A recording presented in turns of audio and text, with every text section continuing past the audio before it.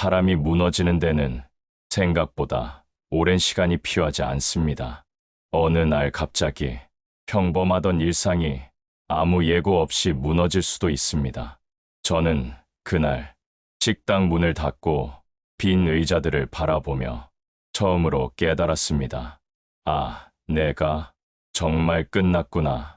아내는 떠났고 빚은 나를 짓눌렀고 나는 살 이유를 찾지 못한 채 한강 다리 위에 서 있었습니다. 그런데 그 절망의 끝에서 제가 예상하지 못한 누군가가 저를 기다리고 있었습니다. 제 인생이 뒤집힌 이야기를 들어주세요. 이 사연은 실제 간증 사연을 각색하여 만든 간증 드라마입니다. 이 드라마를 통하여 보다 많은 사람들이 하나님께서 우리보다 더 우리는 사랑하고 계심을 알게 되었으면 좋겠습니다. 구독과 좋아요를 눌러주세요. 간증 사연 드라마로 하나님 뜻을 많은 사람들에게 전도하는데 큰 도움이 됩니다. 감사합니다. 나는 동네에서 작은 식당을 운영하던 사장님이었다. 처음 가게를 열었을 때만 해도 이제 우리도 살겠다 하는 희망이 있었다. 김치찌개, 제육볶음, 순두부. 특별한 맛집은 아니었지만 정성이 있다는 말은 자주 들었다. 점심시간마다 근처 직장인들로 줄이 길게 늘어서기도 했고 사장님, 또 올게요 라는 말을 들을 때면 내 삶도 조금은 괜찮아지는 줄 알았다. 그런데 세상은 내 예상보다 훨씬 거칠었다. 코로나 전에는 내 하루 매출이 50만 원 이상이었다. 점심은 거의 꽉 찼고 배달 없이도 충분히 돌아갔고 저녁엔 단골들이 와서 술 한 잔씩 하며 준호 사장, 요새 잘 나가네 하고 웃어주던 시절도 있었다. 하지만 코로나가 시작되자 모든 게 바뀌었다. 점심 손님 수가 하루아침에 절반으로 떨어졌다. 사무실 근무 인원이 줄었고 출근하는 날도 들쑥날쑥이었다. 나는 빈 식탁들을 바라보며 처음으로 두려워졌다. 아, 이게 길어지면 어떡하지? 매출이 반토막 나자 배달앱을 시작했다. 그런데 그게 또 문제였다. 배달앱 수수료의 배달비에 손님은 늘었는데 순수익은 오히려 줄었다. 하루 종일 일하고도 가게에 남는 건 10만 원도 안 되는 날도 있었다. 나는 계산기를 붙잡고 몇 번이나 다시 계산했다. 아니, 내가 이래서 버는 돈이 많나? 그럼에도 가게를 닫을 수가 없었다. 여기까지 온 게 아까웠다. 그래서 나는 대출을 시작했다. 처음엔 소액이었다. 임대료 한 달치만 빌려보고 다음 달엔 조금 나아지겠지 라고 스스로 위로했다. 하지만 다음 달은 더 나빴고 그 다음 달은 더 심각했다. 첫 번째 대출은 임대료와 인건비로 바로 사라졌다. 두 번째 대출은 밀린 재료비를 메우고 나니 동전 몇 개 남았다. 세 번째 대출을 받으러 간 날, 은행 직원은 나를 한참 바라보다가 조심스럽게 말했다. 사장님, 이제는 좀 신중하셔야 됩니다. 이자율도 많이 오르고 있어서. 나는 그 말을 듣고 집에 돌아오는 길에 조용히 숨이 막혔다. 이게 내가 감당할 수 있는 수준을 넘고 있다. 그럼에도 문을 닫지 못했다. 못 버린 게 아니라 안 버려지는 기분이었다. 여기까지 버텼는데 지금 포기하면 내 모든 노력과 희생이 정말 무의미해지는 것 같아서. 아내는 처음에는 나를 많이 도왔다. 조금만 더 힘내보자. 애도 있고 우리 여기까지 왔잖아. 하지만 몇 달 후부터 아내의 표정이 서서히 달라졌다. 여보, 당신 요즘 너무 피곤해 보여. 밥 좀 먹고 해. 왜 자꾸 대출을 더 받아? 아내도 두려웠던 거다. 나보다 더. 나는 아내에게 당당한 남편이고 싶었다. 하지만 아내 앞에서 나는 자꾸 작아졌다. 괜찮아. 조금만 더 버티면 돼. 내가 그렇게 말할 때마다 아내의 표정은 조금씩 어두워졌다. 그때는 몰랐지만 그 말은 아내에게 위로가 아니라 더 큰 불안이었다. 그리고 운명의 한 달이 왔다. 그 달은 모든 비용이 한꺼번에 몰아치는 달이었다. 밀린 달까지 합산한 임대료, 대출이자, 재료비, 카드 대금. 나는 장부를 보면서 혼자 중얼거렸다. 이건 도저히 안 된다. 통장 잔고 26만 원. 이걸로 그 어떤 것도 해결이 되지 않았다.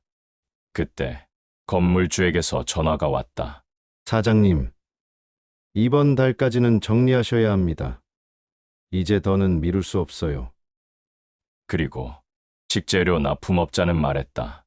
사장님, 몇 번 밀어드렸잖아요. 이번 주는 좀 어려워요. 거래처가 끊기면 가게는 열린다고 열리는 게 아니다. 재료가 없으면 영업 자체가 불가능하다. 나는 조용히 주방 한가운데 서 있었다. 불 꺼진 가스레인지, 텅 빈 냉장고, 손님 없는 테이블들. 그리고 그 가운데 나 혼자. 나는 혼잣말로 말했다. 끝났구나. 나지막한 그 한마디가 가게 안에 깊게 울렸다. 폐업을 결심한 날 밤, 나는 가게 불을 끄고 빈 의자들을 천천히 바라봤다.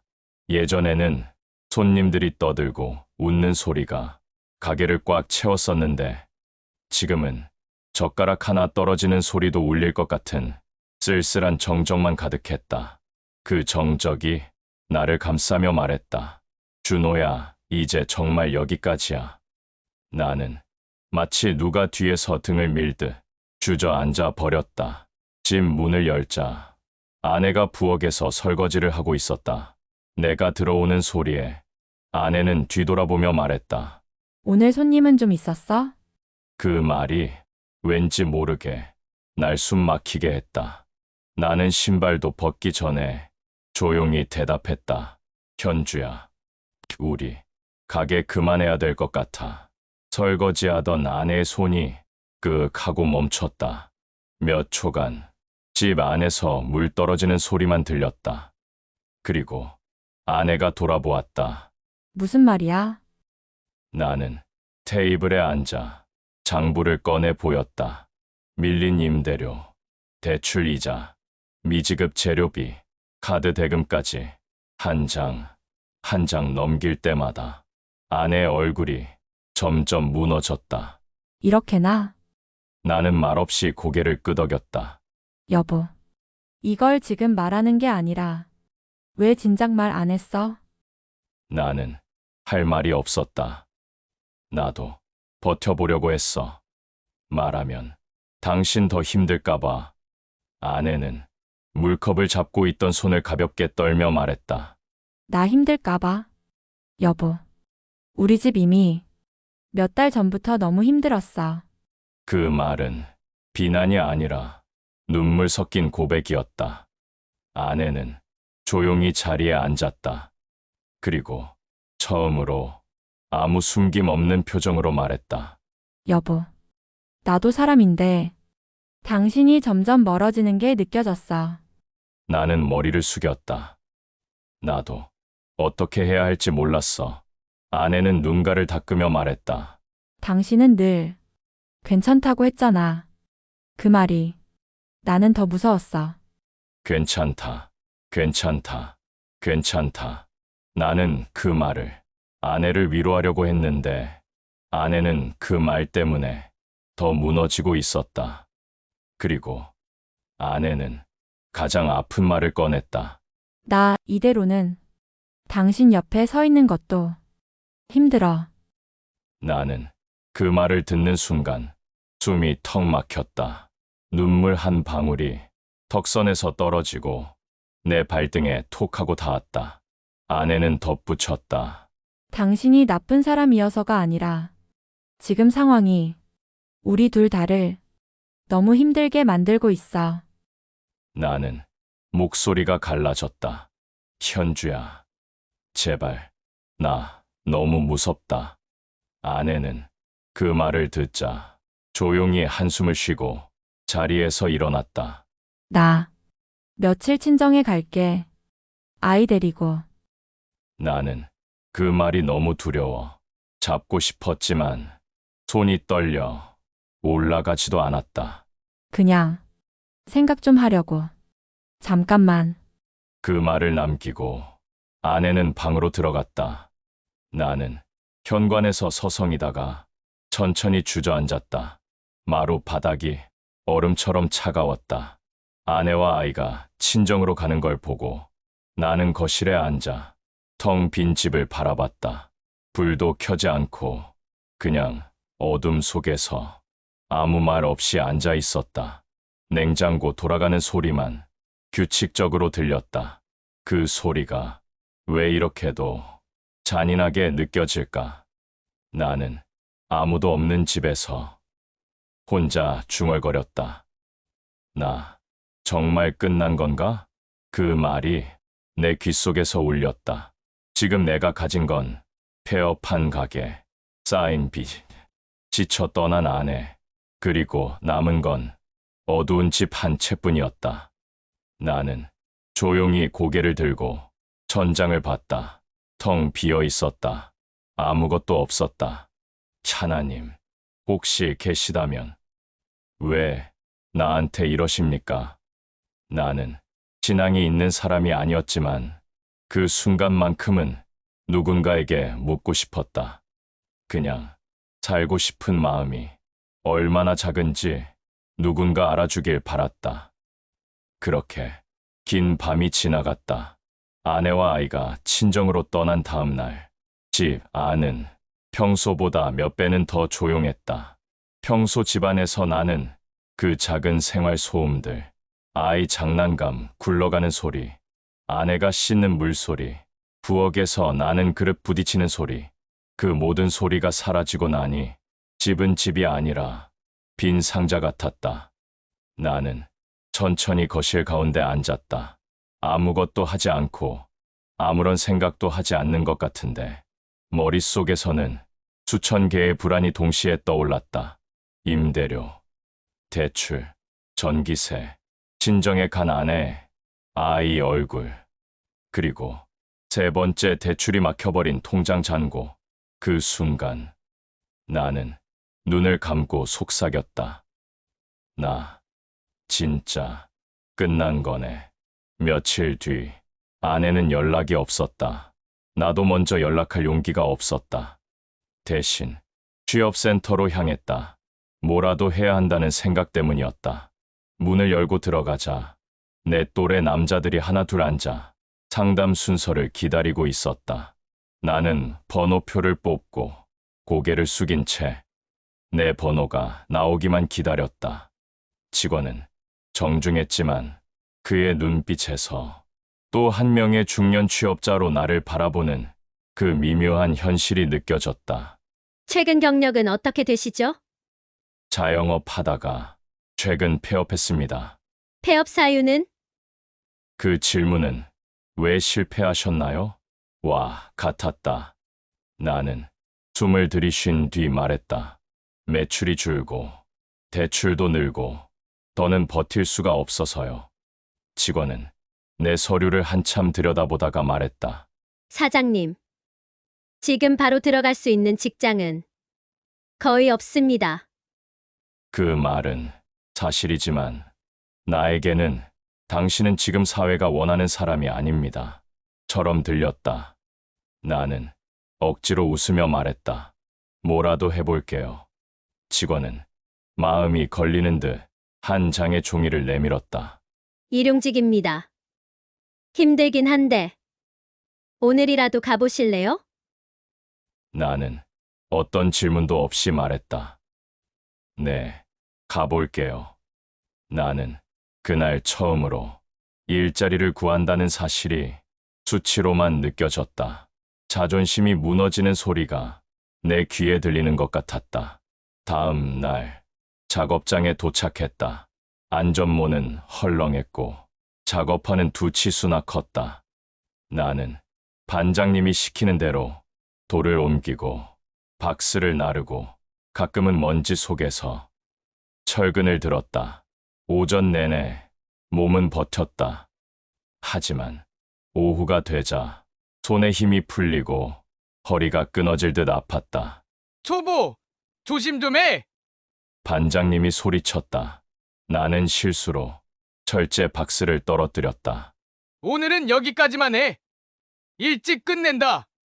그 말은 반만 일했으니 반만 받는다는 뜻이었다. 나는 작업화를 벗고 작업장 밖으로 나왔다. 햇빛이 눈이 부시게 밝았는데 내 마음은 깜깜한 터널 같았다. 집으로 돌아가는 길, 하늘이 갑자기 어두워지더니 비가 내리기 시작했다. 우산은 없었다. 지갑엔 남은 돈이 3,000원도 안 됐다. 버스비는 마이너스였다. 나는 걸었다. 비는 옷에 스며들고 신발은 젖어 무거워졌다. 그런데 비 때문인지 눈물 때문인지 얼굴이 젖어가는 것이 구분도 되지 않았다. 그 비 속에서 나는 아무 말 없이 걸었다. 한참을 걷다가 길가에 앉아 손으로 얼굴을 가렸다. 나 왜 이렇게 됐지? 비는 작게 떨어지다 점점 굵어졌다. 바람이 불어 옷깃을 파고들었다. 그 바람이 너무 차가워 갑자기 생각이 났다. 아내, 아이, 그리고 나 자신. 나는 작은 목소리로 중얼거렸다. 미안하다. 진짜 미안하다. 누구에게 하는 말인지도 모르게. 집에 도착하니 현관 밑에 종이 한 장이 끼워져 있었다. 전기요금 연체 안내. 나는 그 종이를 천천히 들었다. 손가락이 떨렸다. 머리 위에서 희미하게 나오는 형광등 불빛도 이제 곧 꺼질 거야 라고 말하는 것 같았다. 문을 열고 들어가자 집은 여전히 조용했다. 정말 아무도 없었다. 나는 신발도 벗지 않고 그대로 바닥에 주저앉았다. 주먹을 꽉 쥐고 입술을 깨물며 간신히 말했다. 나 정말 무너졌구나. 그 말이 집 안벽에 부딪혀 되돌아오는 느낌이었다. 누나 선영에게 연락할까 고민했다. 하지만 휴대폰을 들었다가 다시 내려놓았다. 지금 연락해도 누나한테까지 피해줄 것 같아. 나는 그 생각 하나로 모든 연락을 끊어버렸다. 그렇게 나는 세상에서 혼자 남겨진 것 같은 어둠 속에 앉아 있었다. 밤 11시쯤이었다. 집 안불을 켜기도 귀찮아서 어둠 속에 가만히 앉아 있었는데 어떤 이유에서인지 갑자기 견딜 수가 없었다. 숨이 막히고 방 안 공기가 무겁고 심장은 두근거리는데 몸은 축 처졌다. 나는 집 안에 더 있어서는 안 될 것 같은 기분이 들었다. 그래서 우산도 챙기지 않고 그냥 밖으로 나갔다. 비는 그쳤지만 도로는 젖어 있었다. 가로등 불빛이 무릉덩이에 비치는 걸 보며 나는 천천히 걸었다. 방향은 정하지 않았다. 그냥 발이 가는 대로 터벅터벅 걸었다. 거리를 지나 골목을 지나 다리를 지나 어느새 나는 한강 다리로 향하고 있었다. 한강 다리 위는 생각보다 더 조용했다. 자동차는 몇 대 지나갔지만 바람 소리가 더 크게 들렸다. 나는 난간 쪽으로 천천히 걸어갔다. 떨어질 생각도 아니었고 죽을 마음도 아니었다. 그저 나는 살 이유가 없다는 생각 때문에 다리 위까지 올라온 거였다. 난간에 손을 올리자 차가운 금속의 감촉이 전해졌다. 아래를 내려다보았다. 물은 까맣게 잠들어 있었다. 아무 빛도 아무 움직임도 없었다. 그 어둠이 내 마음과 닮아 있는 것 같았다. 나는 나지막하게 말했다. 나 정말 이렇게 끝나는 건가? 그 말은 바람에 섞여 허공으로 흩어졌다. 그때였다. 등 뒤에서 아주 익숙한 목소리가 들렸다. 준우야, 나는 깜짝 놀라 뒤로 돌아봤다. 누나 선영이 어둠 속에서 나를 바라보고 있었다. 누나는 놀라는 표정도 나무라는 표정도 아니었다. 그저 너무 걱정되는 얼굴이었다. 여기서 뭐 하고 있어? 나는 변명조차 떠오르지 않았다. 그냥 걷다가 여기까지 왔어. 누나는 내 곁으로 천천히 걸어왔다. 난간에서 한 걸음 떨어져 나와 나란히 서서 바람을 함께 맞았다. 둘 다 한동안 아무 말도 하지 않았다. 그 침묵이 나를 더 울리고 있었다. 몇 분 뒤 누나가 조용히 말했다. 준우야, 너 요즘 많이 힘들지? 나는 고개를 들지 못했다. 응, 혼자 버티느라. 엄청 무서웠지? 그 말이 심장을 쳤다. 나는 눈물이 갑자기 쏟아졌다. 혼자 있으니까 울 수도 없었는데 좋든 싫든 누가 내 마음을 알아주는 순간 눈물이 마음대로 흐르는 거였다. 누나, 나 진짜 너무 무서웠어. 누나는 조용히 내 어깨를 토닥였다. 그리고 말했다. 준우야, 혼자 버티지 마. 누나는 내가 부르면 언제든 올 거야. 나는 그 말이 너무 고맙고 너무 미안해서 또 울고 말았다. 누나는 나에게 예배 이야기도 기도 이야기도 하지 않았다. 그저 바람 부는 다리 위에서 내 옆에 서서 말없이 내가 울 때까지 기다려줬다. 그 침묵이 오히려 더 큰 위로였다. 누나가 길게 한숨을 쉬며 말했다. 준우야, 지금은 아무것도 하지 마. 그냥 내일 하루만 살아보자. 딱 하루만. 나는 작게 고개를 끄덕였다. 응, 내일은 살아볼게. 그 말이 내가 그날 할 수 있었던 최선이었다. 누나는 이어 말했다. 내일 오후 2시. 너희 집 앞에서 10분만 걷자. 딱 10분만. 나는 그 작은 약속에 희미한 숨구멍이 생기는 걸 느꼈다. 응, 10분은 할 수 있어. 누나는 그 말에 조용히 미소 지었다. 우리는 다리 위에서 아무 말 없이 잠시 더 서 있었다. 그 침묵은 도망치는 침묵이 아니라 나를 기다려주는 침묵이었다. 집으로 돌아가는 길은 오면서보다 조금 덜 무거웠다. 문을 열고 들어가 어둠 속에 앉아 있었지만 아까와는 달랐다. 어둠이 내 마음을 덮는 게 아니라 그냥 곁에 있는 느낌이었다. 잠들기 전 나는 나도 모르게 혼잣말을 중얼거렸다. 하나님, 잘 모르겠지만 오늘 누나가 저를 살렸습니다. 그 말은 기도라기보다 감사의 중얼거림이었다. 그 중얼거림만으로도 나는 그날 밤을 버틸 수 있었다. 나는 끝난 줄 알았다. 그런데 내가 끝이라고 생각한 자리에서 누군가가 말없이 내 옆에 서 있었다. 내 인생이 무너진 자리에서 아주 작은 숨구멍이 생겼다. 내일 2시, 누나와의 10분 산책. 그 약속이 내 인생을 다시 움직이게 만드는 첫 번째 발걸음이었다. 그리고 그 발걸음은 희망의 시작이 될지 모를 아주 조용한 기적이 된다. 누나와 다리 위에서 헤어진 다음 날, 나는 유난히 더 일찍 눈을 떴다. 잠이 온 것도 아니다. 그냥 새벽 공기가 나를 깨웠다. 방 안은 어두웠지만 어제와는 달랐다. 어제의 어둠은 나를 짓눌렀고 오늘의 어둠은 그저 내 옆에 앉아있는 느낌이었다. 나는 누나가 한 말을 떠올렸다. 내일 2시, 10분만 같이 걷자. 말도 안 되는 시간이었다. 10분이 뭐라고, 10분이 무엇을 바꿀 수 있다고. 그런데도 이상하게 그 10분 약속 때문에 나는 오늘을 버텨야 했다. 살아야 할 이유는 아니었지만 오늘을 보내야 할 이유 정도는 됐다. 아침에 일어나 전기포트를 켜려고 버튼을 눌렀다.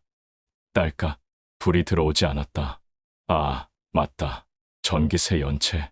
냉장고 문을 열었다. 찬바람 대신 훈훈한 공기가 나왔다. 아예 꺼진 상태였다.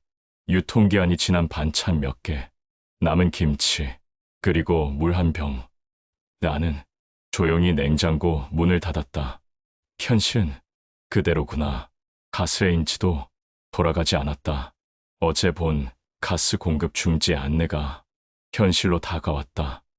나는 거실 바닥에 앉아 한참 동안 무릎 위에 손을 올려놓고 아무것도 하지 않았다. 아무것도. 2시간 후, 현주는 아직 연락이 없었다. 나는 휴대폰 화면을 켰다 껐다를 반복했다. 연락이 안 오면 불안했고, 연락이 와도 무서울 것 같았다. 그때 문득 떠오른 생각.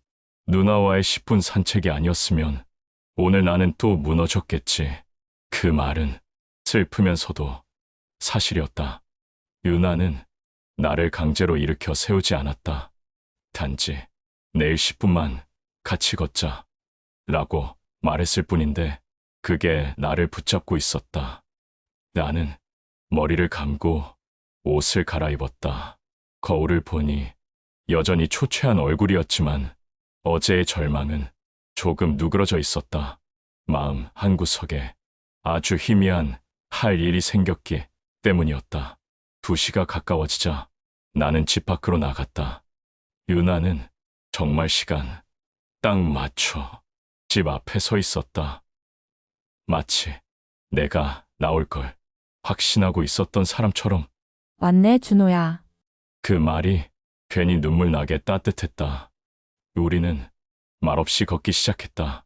동네 골목 몇 번이고 왔던 길인데 오늘은 처음 걷는 것처럼 느껴졌다. 유나는 계속 침묵했다. 고민을 묻지도 않았고 상황을 따지지도 않았다. 그 조용함이 나를 더 편하게 했다. 10분쯤 지났을 때 누나가 말했다.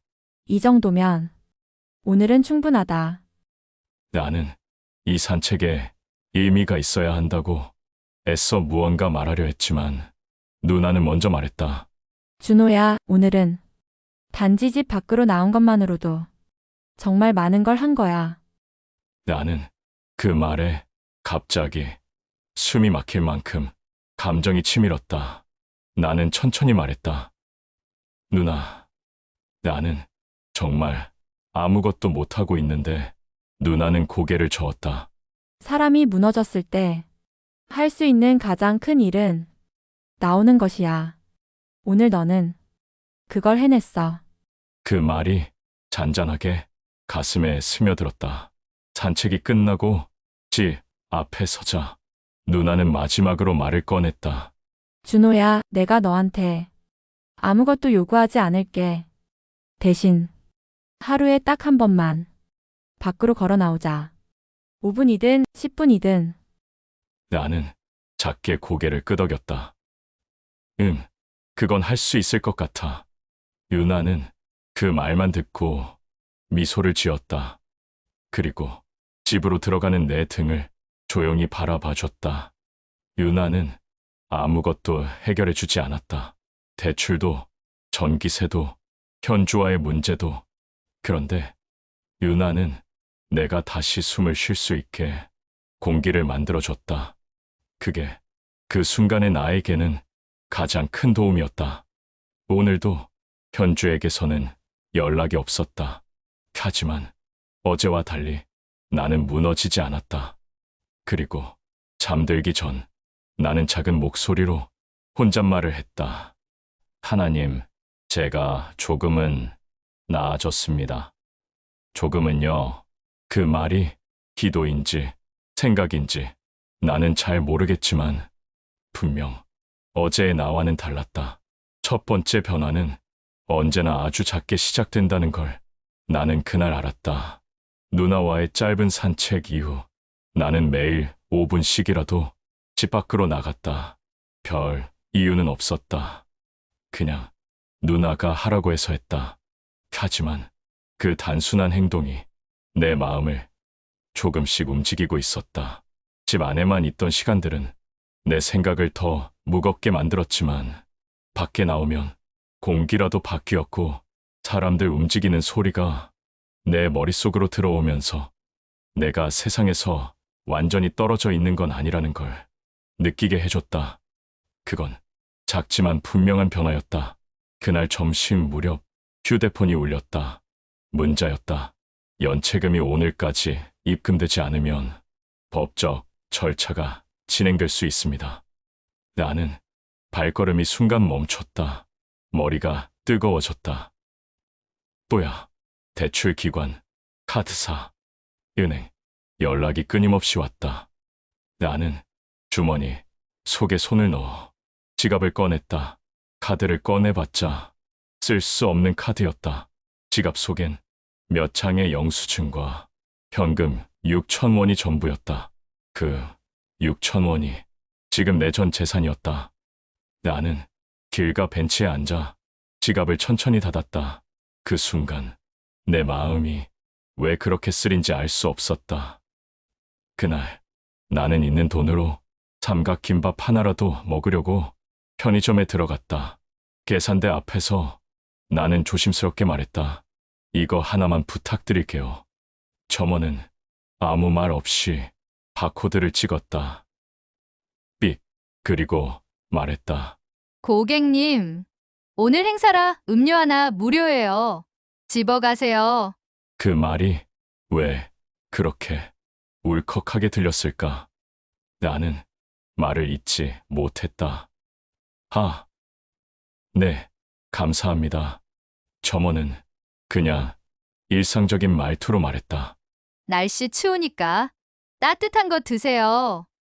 나는 그 말이 너무 따뜻해서 계산대를 나오고 나서 잠시 걸음을 멈춰야 했다.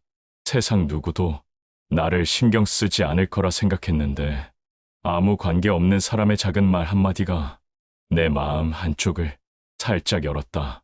편의점을 나와 집으로 걷는데 한 아주머니가 장바구니를 떨어뜨리며 허리를 굽혔다. 나는 본능적으로 다가가 장바구니를 주워드렸다. 괜찮으세요? 아주머니는 내 얼굴을 바라보다가 웃으며 말했다. 고마워요. 요즘은 다들 자기 일만 바쁜데 정말 친절하네. 그 말에 나는 잠시 멈칫했다. 친절. 내가? 나는 최근 몇 달 동안 암흑 속에서 겨우 숨만 쉬는 사람이라고 생각했는데 누군가에게는 친절한 사람으로 보였다는 사실이 낯설게 느껴졌다. 아, 아닙니다. 제가 도와드릴 수 있어서 다행이죠. 아주머니는 고개를 끄덕이며 말했다. 덕분에 힘이 나요. 요즘 다들 힘들잖아. 우리 서로 돕고 살아야지. 그치? 나는 그 말을 듣고 묘한 기분에 잠겼다. 나도 누군가에게 힘이 될 수 있구나. 그 사실이 오늘 하루의 가장 큰 위로가 되었다. 그날 밤 집에 돌아왔을 때 연체, 독촉 문자가 5개나 와 있었다. 대출 상환, 카드 연체, 가스비, 전기요금, 건물주에게서 온 문자까지 현주에게 연락하는 것도 점점 더 두려워졌다. 나는 소파에 앉아 한참 동안 휴대폰을 들었다 놨다를 반복했다. 이러다 진짜 모든 게 끝나는 거 아닌가. 그 생각이 머리를 가득 채웠다.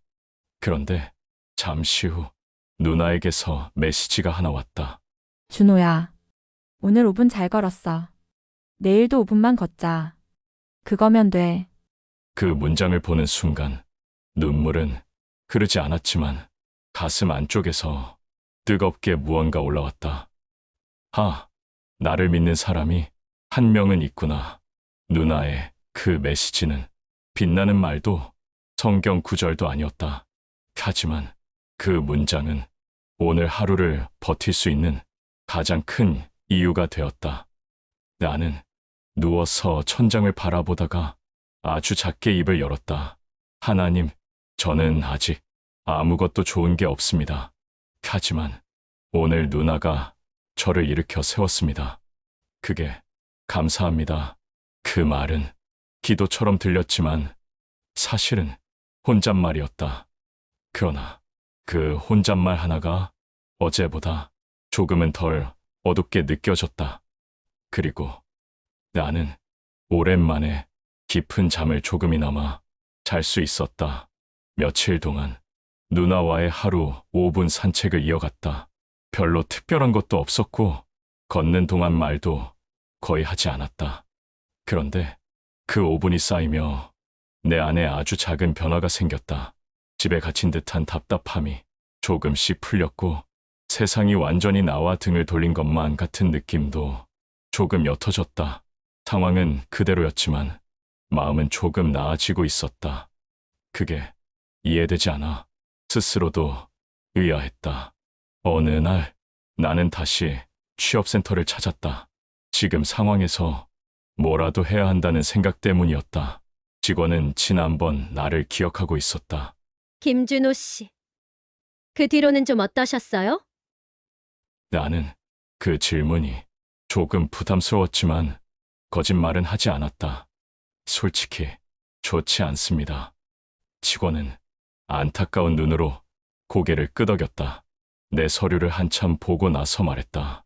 전직이 자영업이셨는데 관련 분야로 재취업하기가 많이 어렵습니다. 또 그 말, 현실이니 받아들여야 했다. 하지만 직원은 조금 더 친절하게, 조심스럽게 말을 이었다. 김준호 씨 같은 분들이 요즘 정말 많아요. 그러니까 너무 자책하지 마세요. 그 말은 엄청난 위로가 아니라 그저 사실을 알려준 말이었지만 이상하게 오늘은 가슴에 편안하게 스며들었다. 그날 저녁 누나에게서 메시지가 왔다. 준호야, 오늘은 잠깐만 도서관 갈래? 도서관? 잠깐 고민했다. 사람들이 많은 장소는 아직 약간 부담스러웠다. 하지만 누나가 한 줄 덧붙였다. 책 안 읽어도 돼. 그냥 조용한데 같이 앉아 있으려고. 그 문장이 나를 움직였다. 나는 짧게 답했다. 갈게. 도서관은 생각보다 따뜻한 공간이었다. 책 읽는 사람들의 조용한 숨소리, 페이지 넘기는 소리, 멀리서 들리는 에어컨 소리까지 그 모든 게 마음을 가라앉게 했다. 유나는 아무 설명 없이 내게 얇은 책 한 권을 건넸다. 10분만 읽어봐. 아니면 그냥 들고만 있어도 돼. 나는 책을 펼쳤다. 하지만 눈은 글자를 따라가다가 금세 멈추었다. 책을 읽은 것이 아니라 그냥 한참 동안 글자들을 바라봤다. 그런데 이상하게 그 시간이 불편하지 않았다. 조용한 공간, 아무 요구도 없는 시간, 옆에 있는 누나의 안정감. 그게 내 마음의 작은 평안을 만들었다. 책을 넘기다가 어느 페이지의 한 구석에 누군가 적은 것 같은 펜 흔적이 보였다. 거기에는 짧게 이렇게 적혀 있었다. 어두운 터널에서도 한 걸음은 계속 나아간다. 나는 그 문장을 한참 동안 바라보았다. 터널, 어둠, 한 걸음, 지금의 나였다. 유나는 내가 그 페이지에 오래 머무는 걸 보고 조용히 미소 지었다. 무엇을 느꼈는지 묻지 않았다. 단지 그 시간을 그대로 두었다. 그게 고맙고 편안했다. 도서관을 나와 집으로 걸어가는데 한 가지 사실을 깨달았다. 오늘 하루 동안 나는 죽고 싶다는 생각을 한 번도 하지 않았다. 아무 해결도 없었는데 그 생각만으로 갑자기 숨이 조금 편해졌다. 그리고 집에 들어가기 전 누나가 말했다. 준호야, 우리 내일도 10분만 걸을까? 나는 머뭇거리지 않고 말했다. 좋아. 그 대답이 나를 놀라게 했다. 그날 밤, 전기 없는 차가운 방에서 이불을 덮고 누워 나는 작게 고백했다. 하나님, 오늘 정말 조금이지만 살고 싶다는 생각이 들었습니다. 그 말이 기도인지 감정의 고백인지 구분되지 않았다. 하지만 한 가지는 분명했다. 어둠 속에 누워있지만 어제보다 조금은 따뜻한 어둠이었다. 다음 날 나는 누나와 또 10분 산책을 했다. 어제보다 발걸음이 덜 무거웠다. 골목을 지나고 버스 정류장을 지나고 횡단보도의 신호를 기다리며 서 있는 동안 나는 문득 생각했다. 하루에 10분 걷는 게 왜 이렇게 큰 힘이 되지? 유나는 내 곁에서 아무 말도 하지 않았지만 그 침묵이 나를 지켜주는 보호막처럼 느껴졌다. 10분이 지나고 누나는 자연스럽게 말했다. 오늘도 잘했다. 나는 그 말 한마디만으로 어깨가 조금 펴지는 걸 느꼈다. 산책을 마치고 집 앞에 도착하자 우편함이 빼곡히 차 있었다. 전기요금 고지서, 가스비, 대출 연체 안내, 건물주 메모, 하나도 해결된 게 없었다. 나는 어떤 고지서 하나를 들고 웃음인지 한숨인지 모를 소리를 냈다. 참, 기적은 무슨, 내 현실은 그대로인데. 그런데 그 말을 하고 나서 또 이상한 감정이 들었다. 예전 같으면 바닥에 주저앉아 숨을 헐떡였을 텐데 오늘은 무너지지 않았다. 우편함 앞에 서 있는 내 모습이 어제의 나와는 달랐다. 아, 지금 내 마음이 조금은 변하고 있구나. 그 사실이 조용히 느껴졌다. 집으로 들어가려는 순간 누나에게서 메시지가 왔다. 준호야, 오늘도 10분 잘 걸었어. 고생했다. 그 짧은 문장이 마치 내 등을 가볍게 밀어주는 손 같았다. 나는 문득 생각했다. 보이지 않는 손이 혹시 이런 건가? 누구는 나를 비난하지 않고, 누구는 나를 도우려 하지 않고, 누구는 나에게 설교하지도 않고, 그저 옆에 서서 말 없이 내가 무너지지 않게 살짝 붙잡아주는 힘. 그게 보이지 않는 손 같았다. 며칠 뒤 나는 혼자 도서관에 갔다. 누나가 오라고 한 것도 아니었는데 자연스럽게 그곳으로 향하고 있었다. 조용한 공기 속에서 잠깐 책을 들고 앉아 있는데 옆자리 남자가 내 쪽으로 지갑을 건넸다. 혹시 이거 떨어뜨리셨어요? 나는 놀라며 고개를 저었다. 아, 제 건 아닌데요. 남자는 고개를 끄덕이며 말했다. 아, 다행이다. 요즘 잃어버리면 정말 큰일이잖아요. 그 말이 마치 일상적인 인사처럼 들렸는데 왜인지 모르지만 가슴이 따뜻해졌다. 그러게요. 정말 큰일이죠. 남자는 나를 한번 바라보더니 말을 덧붙였다. 혹시 괜찮으시면, 혹시 혼자이시면 따뜻한 차 한잔 하실래요? 나는 말없이 고개를 끄덕였다. 우리는 도서관 근처 작은 카페에서 잠깐 마주 앉았다. 그는 자신도 몇 년 전 사업 실패로 모든 걸 잃은 적이 있다고 말했다. 그때 저를 살린 건 누군가의 말 한마디였어요. 그래서 저도 가끔 누구에게 그 역할을 하고 싶어요. 나는 그 말이 엉뚱하게도 누나의 말과 편의점 직원의 말과 도서관의 조용한 공기와 모두 이어져 있는 듯한 느낌이 들었다. 바로 그 순간 나는 말로 설명할 수 없는 감정에 잠겼다. 카페를 나와 집으로 걸어오는데 갑자기 가슴 안쪽에서 설명하기 어려운 감정이 올라왔다. 하루하루 아무도 나를 도와줄 수 없다고 생각했는데 어느 날부터인가 내 삶 곳곳에서 조용한 손길들이 나를 건져 올리고 있었다. 누나, 편의점 직원, 도서관의 작은 문장, 지나가던 아주머니, 오늘 만난 낯선 남자, 모두 서로 모르는 사람들이지만 그들의 말과 행동이 하나의 선으로 연결되는 것 같았다. 나는 멈춰 서서 하늘을 바라봤다. 별이 보이지 않는 흐린 하늘이었지만 이상하게 위쪽에서 무언가 내려오는 느낌이 있었다. 나는 아주 작게 속삭였다. 하나님, 저를 붙잡고 계신 건가요? 그 질문에 하늘은 아무 대답도 하지 않았다. 하지만 대답이 필요 없었다. 내 마음이 조용히 말하고 있었다. 넌 혼자가 아니다. 내 삶은 여전히 무너져 있었고 아무것도 해결되지 않았다. 그런데 이상하게도 나는 다시 숨을 쉬고 있었다.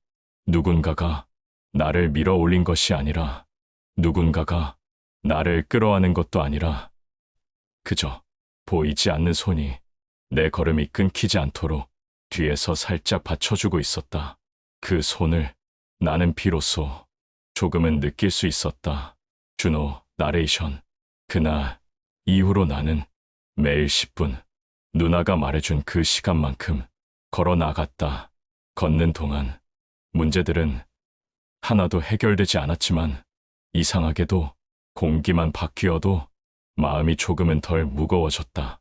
내일을 생각할 힘 정도는 이젠 있다. 그 정도 변화만으로도 내게는 충분했다.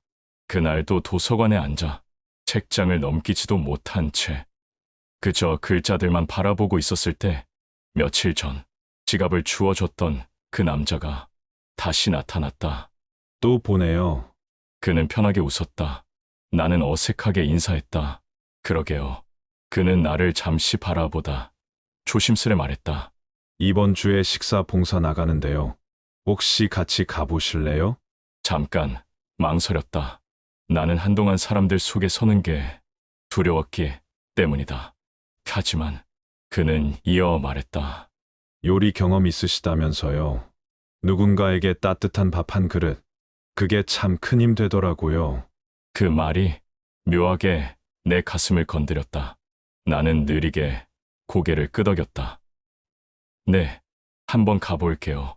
그 대답을 하고 나서야 깨달았다. 그게 내가 무너진 이후 처음으로 한 미래형의 대답이었다. 작은 교회의 주방, 스테인리스 조리대, 양파 상자, 큰 냄비 4개, 후라이팬, 위에 지글거림. 나는 그 소리를 듣는 순간 마음이 이상하게 따뜻해졌다. 칼을 쥐고 양파를 써는 그 몇 초 동안 내가 잃어버렸던 감각이 하나둘씩 되살아났다. 옆에서 함께하던 아주머니가 말했다. 아이고, 식당 사장님 출신이셨다고요? 어쩐지 손이 아주 익숙하네. 나는 잠시 말문이 막혔다. 식당 사장님, 그 2 글자가 내 가슴에 묵직하게 꽂혔다. 망한 식당, 비워진 의자, 닫힌 셔터, 그 모든 장면이 스쳐 지나갔지만 이 아주머니의 말은 내 과거를 실패가 아닌 경력으로 불러주고 있었다. 예전에 가게를 했습니다. 아주머니는 환하게 웃으며 말했다. 예전이 어때서요? 손은 아직 살아있는데. 그 말에 나는 가슴 속 깊은 곳에서 뜨거운 것이 올라오는 걸 느꼈다. 식사를 나누는 시간이 되면 사람들이 줄을 섰다. 노인분들, 일용직 노동자처럼 보이는 분들, 혼자 오시는 분들도 있었다. 나는 한 사람씩 식판에 국을 떠들이며 속으로 중얼거렸다. 이 사람은 오늘 이 한 끼를 얼마나 기다렸을까. 그때 한 중년 남성이 식판을 받아들며 말했다. 맛있게 생겼습니다. 그 말은 거의 속삭임에 가까울 정도로 짧았지만 굉장히 따뜻했다. 나는 그 짧은 말에 오랜만에 요리사라는 내가 살아나는 느낌을 받았다. 뒷정리가 끝나갈 무렵 그 남자가 내게 슬며시 다가왔다. 준호 씨, 오늘 수고 많았습니다. 아유, 별 말씀을요. 그는 한 박자 쉬고 말했다. 사람을 살리는 일, 준호 씨한테 잘 맞는 것 같아요. 나는 멈춰 섰다. 그는 이어 말했다. 살고 싶으면 한 사람이라도 살려보라고 누가 그러더라고요. 그 말은 주방의 뜨거운 공기 속에서 유난히 선명하게 들렸다. 누군가를 살리는 일, 한 사람의 밥 한 끼를 살리는 일, 그게 곧 내 삶을 살리는 일. 집으로 돌아오는 길에 그 말이 자꾸 마음을 울렸다. 살고 싶으면 한 사람을 살리라. 나는 그 말을 꼭 쥔 채 밤 골목을 천천히 걸어갔다. 그리고 문득 그렇게 생각했다. 나 다시 살아날 수 있을지도 모르겠다. 봉사활동을 마치고 집으로 돌아오는 길, 나는 이상하게도 피곤하지 않았다. 오히려 살면서 처음 느껴보는 묘한 활기가 몸속 어딘가에 맴돌았다. 내가 한 일이 누군가에게 힘이 됐을까? 아직 확신은 없었지만 밥 한 그릇을 내밀 때 사람들의 표정이 조금씩 부드러워졌던 것이 계속 머릿속에 남았다. 문제를 해결한 것도 아니고 내 삶은 여전히 어둡지만 그날 하루만큼은 정말로 살아있는 느낌이었다. 집 도착 10분 전쯤 누나에게서 전화가 왔다. 준호야, 오늘 어땠어? 나는 생각보다 더 자연스럽게 말했다. 누나, 나 살아난 느낌이야. 유나는 잠시 말이 없다가 조용히 웃으며 말했다. 그래. 난 내가 그럴 줄 알았다. 그 말이 왜 그렇게 따뜻하게 들렸을까? 누나는 잠시 뜸을 들이다 말했다. 준호야, 이제는 10분 말고 20분만 걸어보자. 그 말은 단순한 제안이 아니라 누나가 나에게 건네는 새로운 발걸음이었다. 응, 갈게. 그 대답은 아무도 대신할 수 없는 내 첫 선택이었다. 그날 밤 한참을 뒤척이다 잠들려는 순간 휴대폰이 울렸다. 현주였다. 여보, 요즘 많이 달라졌다는 말 나도 들었어. 나는 그 문장을 보는 순간 심장이 서늘하게 떨렸다. 또 메시지가 왔다. 미안해. 나도 너무 지쳐서 당신까지 밀어낸 것 같아. 그 말 한 문장에 그동안 눌러왔던 감정이 갑자기 치밀어 올라왔다. 나는 숨을 가다듬고 천천히 답을 썼다. 나도 잘못했어. 나도 너무 무너져 있었어. 한참 뒤 현주에게서 답장이 왔다. 우리 다시 얘기해보자. 천천히. 그 말은 이혼을 말하는 대화가 아니라 우리 다시 시작해보자는 아주 조심스런 손 내밈이었다. 나는 작게 중얼거렸다. 고마워, 현주야. 침대에 누웠지만 잠이 오지 않았다. 대신 마음 한구석에서 따뜻한 것이 조용히 올라오고 있었다. 그래서 나는 이불 속에서 두 손을 모았다. 하나님, 저 요즘 정말로 살고 싶습니다. 이 말은 절망의 외침이 아니라 살고 싶은 사람의 담담한 고백이었다. 그 말이 기도인지 혼잣말인지 이젠 중요하지 않았다. 중요한 건 이 말이 나를 살리고 있었다는 사실이었다. 다음 날 오후 취업센터에서 전화가 왔다. 김준호 씨, 혹시 지금 통화 괜찮으세요? 목소리가 심상치 않았다. 봉사활동 하신 곳에서 김준호 씨 이야기가 들어왔습니다. 경로 식당에서 주방보조직 면접을 보고 싶어 한다고 합니다. 나는 숨을 들이쉬었다. 면접이요. 네. 요리를 진심으로 대하는 분이라고 좋은 평가가 왔어요. 그 순간 내 안에서 무언가 조용히 열리는 느낌이 들었다. 누군가에게 필요한 사람이 된다는 것, 그 사실만으로 눈물이 핑 돌았다. 나는 천천히 말했다. 네, 가겠습니다. 전화기를 내려놓고 한참을 멍하니 앉아 있었다. 누군가가 내 이름을 부르고 있었다. 세상이 나에게 등을 돌렸다고 믿었던 그 시절과는 완전히 다른 순간이었다. 다시 걸으며 든 생각. 저녁 산책을 하며 누나가 말한 20분을 걸었다. 바람이 얼굴을 스칠 때 나는 이렇게 생각했다. 이제 내 인생이 다시 움직이고 있다. 근거는 없었지만 이상하게 확신이 있었다. 내가 변화해서가 아니라 나를 살리려는 손길이 곳곳에서 움직이고 있다는 확신. 그걸 느끼며 사람은 이유 없이도 미래를 바라보게 된다. 나는 조용히 말했다. 하나님, 저 내일 잘해보겠습니다. 면접날 아침, 나는 전기가 들어온 집에서 따뜻한 물로 세수를 했다. 그동안 익숙해져 버린 차가운 세면대가 아니었다. 얼굴을 적시는 따뜻한 물이 내 마음까지 녹아내리는 것 같았다. 준호야, 오늘은 다시 시작하는 날이다. 스스로에게 그렇게 말하며 옷을 단정히 다리고 신발을 닦았다. 오랜만에 사람 앞에 나라는 이름으로 서는 날이었다. 경로 식당은 소박했다. 깊은 된장 냄새, 아침 햇살이 스며든 주방, 식판을 차곡차곡 쌓는 소리. 너무나 평범한 일상적인 공간이었지만 그 안에 흐르는 공기는 이상하게도 나를 긴장시키지 않았다. 관장님이 미소를 지으며 앉아 계셨다. 김준호 씨, 오시느라 수고하셨어요. 나는 고개를 숙이며 말했다. 초대해 주셔서 감사합니다. 관장님은 서류를 펼쳐보며 말을 이었다. 봉사활동 때 준호 씨 이야기를 들었습니다. 정성으로 음식을 만든다고요. 나는 조금 놀라 되물었다. 그렇게 들렸나요? 관장님은 확신에 찬 목소리로 말했다. 내 사람을 대하는 마음이 있는 분이라고요.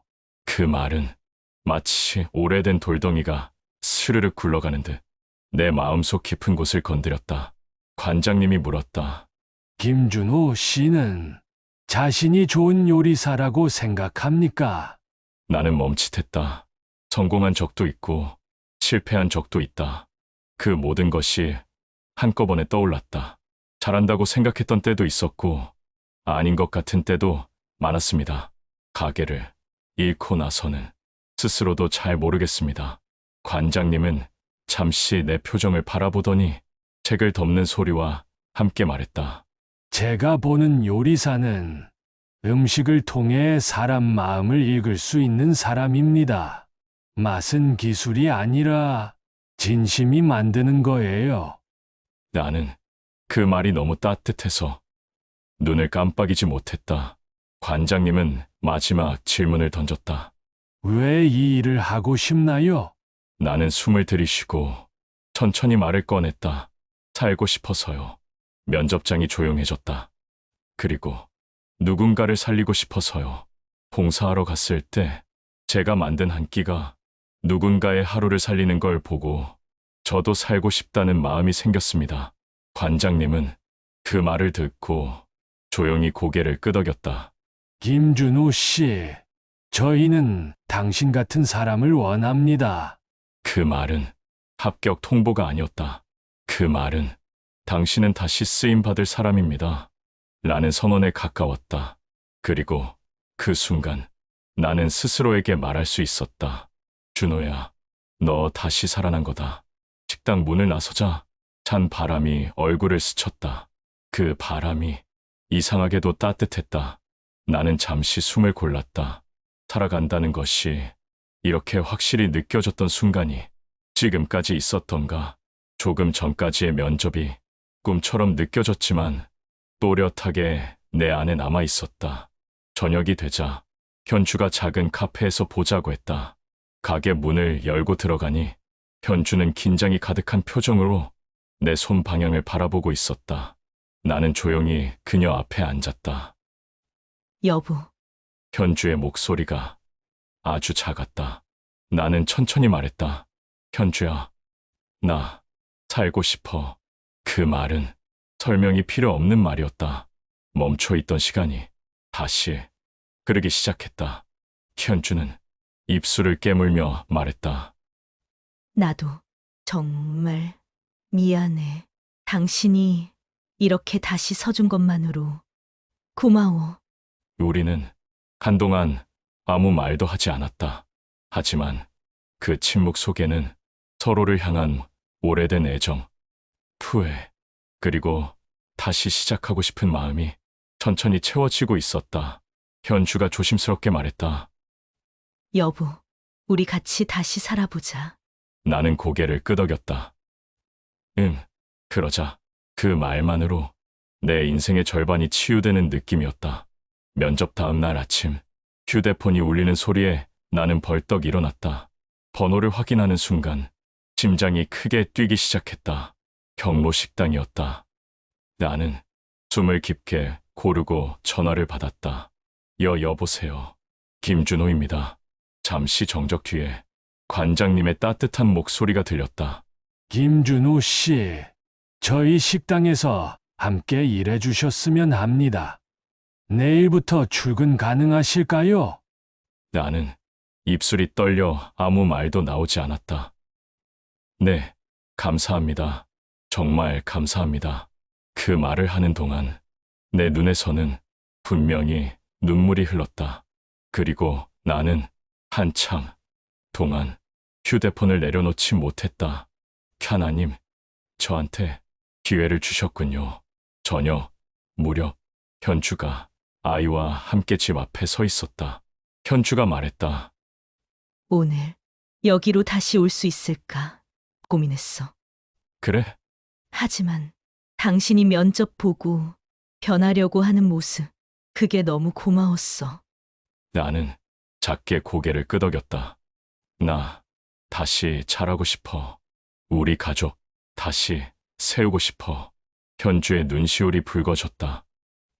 여보, 우리 다시 살아보자. 그리고 그녀는 아이를 안고 집 안으로 들어왔다. 문이 닫히는 소리가 어떻게 그렇게 따뜻할 수 있었을까? 불 꺼진 집이 그날만큼은 환하게 느껴졌다. 첫 출근 날, 나는 처음으로 새 신발을 닦아 신고 나갔다. 경로 식당 주방에 들어서는 순간 여러 봉사자 분들이 인사해 주었다. 어이구, 새로 오신 분이네. 잘 부탁해요. 요리 잘하신다면서요? 그 말들이 하나하나 마음속 깊이 박혔다. 관장님이 말했다. 김준호 씨, 오늘은 찌개 40인분 해봅시다. 나는 웃으며 대답했다. 네, 저 오늘 정말 기쁘게 할 수 있습니다. 큰 냄비에서 국물이 보글보글 끓어올랐다. 김이 올라오는 그 장면을 보고 나는 속으로 말했다. 준호야, 너 다시 살아난 거다. 한참 뒤 식사를 마친 한 노인이 식판을 내려놓으며 말했다. 오늘 밥 참 따뜻했네. 그 말은 내 인생 전체를 위로하는 말처럼 들렸다. 퇴근 후 집에 돌아오는 길, 나는 하늘을 올려다봤다. 별이 많지는 않았지만 하얗게 빛나는 작은 별 하나가 유난히 또렷하게 보였다. 내 인생은 정말로 바뀌고 있구나. 그리고 그 변화는 내가 억지로 만든 것도 억지로 버틴 것도 아니었다. 누나의 손, 편의점 직원의 한마디, 도서관의 작은 문장, 봉사활동의 따뜻한 사람들, 현주의 용기, 그리고 하나님, 그분이 내 인생을 처음부터 다시 빚으신 거라는 걸 나는 처음으로 알았다. 집에 돌아와 불을 끄고 조용히 앉았다. 그리고 처음으로 마음 깊은 곳에서 우러나오는 기도를 드렸다. 하나님, 제가 바닥까지 떨어진 날도 저를 놓지 않으셨군요. 제가 스스로를 버렸던 날에도 저를 붙으셨군요. 이제는 저를 통해 누군가를 살리는 사람이 되고 싶습니다. 그리고 제 가정을 세우는 사람, 당신이 기뻐하실 사람으로 살고 싶습니다. 기도를 마치자 집 안은 여전히 조용했고 불도 꺼져 있었지만 내 마음은 그 어느 때보다 환했다. 제가 한강 다리 위에 섰던 그날 모든 것이 끝났다고 생각했습니다. 하지만 하나님은 그 순간부터 사람들을 보내어 저를 한 걸음씩 일으키셨습니다. 누나, 현주, 아이들, 도서관, 주방, 식판을 받으며 고맙다 말해주던 사람들, 그 모든 작은 손길이 제 인생을 살렸습니다.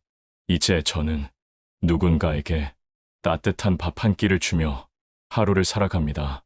누군가를 살리는 일이 저를 살렸기에 때문입니다. 이것이 제가 만난 완전히 뒤집힌 인생의 이야기입니다.